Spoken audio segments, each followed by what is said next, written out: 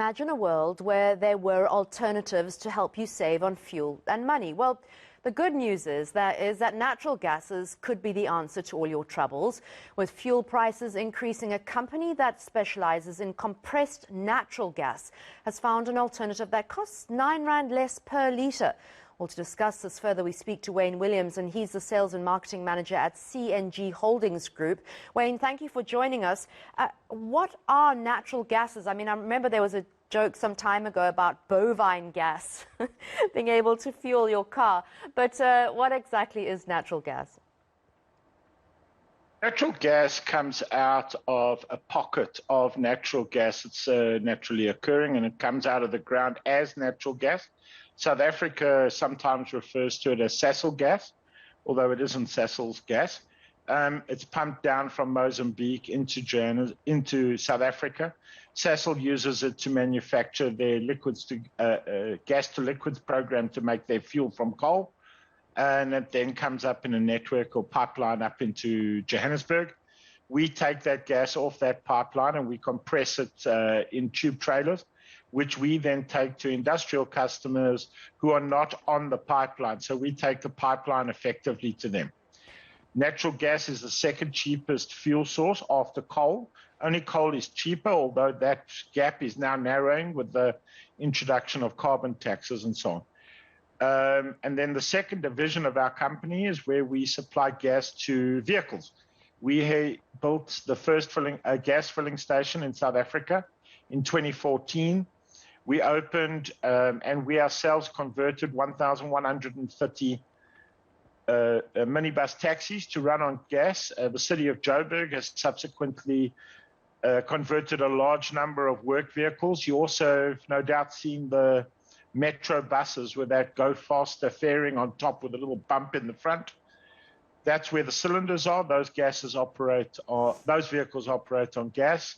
Shwani Rapid Transit operates on gas, and then we have many fleet companies that also operate on gas. So the price is not linked to crude oil because it's not a crude oil derivative, and it's not linked to the exchange rate. So we've had 3 price changes in the last 5 years, 2 up and 1 down. And our current list price at the filling station is R10.50. But I should point out that that includes VAT. So our fleet customers, corporate business, they claim back the VAT. So that actually gives them, Annika, a net price of R9.13. So they actually are already saving over R10 a litre to what they would pay for petrol and so on. Wayne, on your version, it certainly seems like a no-brainer. Why aren't we seeing more of these natural gas stations around the country? And why aren't we able to access more of them?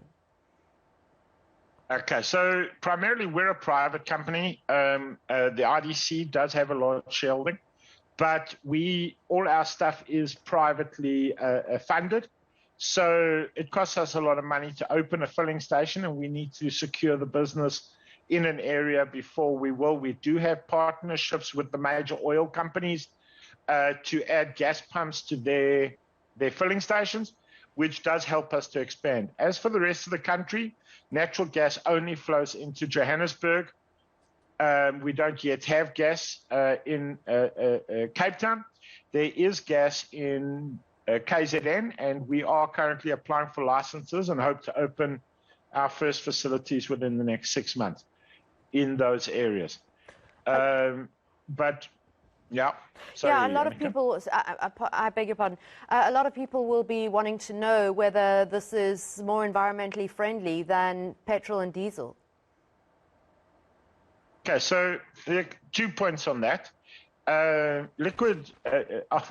Natural gas emits 45 to 50% less CO2 than coal, and about 30% less than liquid fuels like petrol and diesel and paraffin.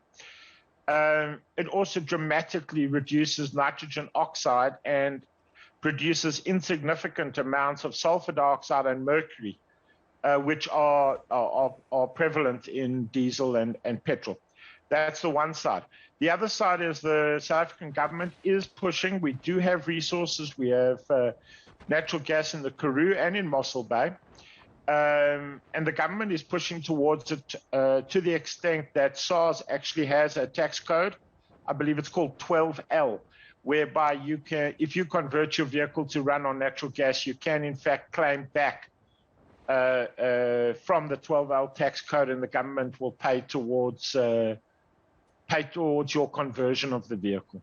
Very quickly, Wayne, are the big multinationals welcoming you in or pushing you out and trying to make sure that you don't dominate? We actually have contracts with two of the biggest multinationals in South Africa. We show them the customers, they add the pumps to their forecourts. They know that they need to be part of it. And if I can just quickly mention as well, just a couple of things for people out there that are thinking, oh, I want to convert. It's really about corporates more than private vehicles.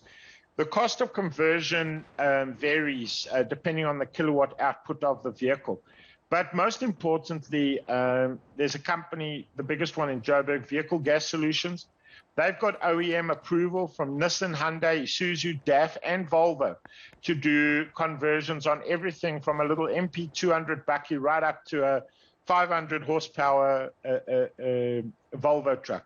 Also, Iveco have introduced their daily version, which they're currently running trials at the biggest bakery in Johannesburg. And Scania also has two trucks, over 400 horsepower trucks, that they are running at these multinational companies to trial them there. Right. So, no, everybody is getting on board. That's great news. The only thing is sorry, Annika, just at this point, we are still at the point where we have to, we're at the point where we have to convert the vehicle to run on CNG, on gas. Whereas in Europe, you would walk in and it is factory manufactured because of the numbers. 28 million gas vehicles.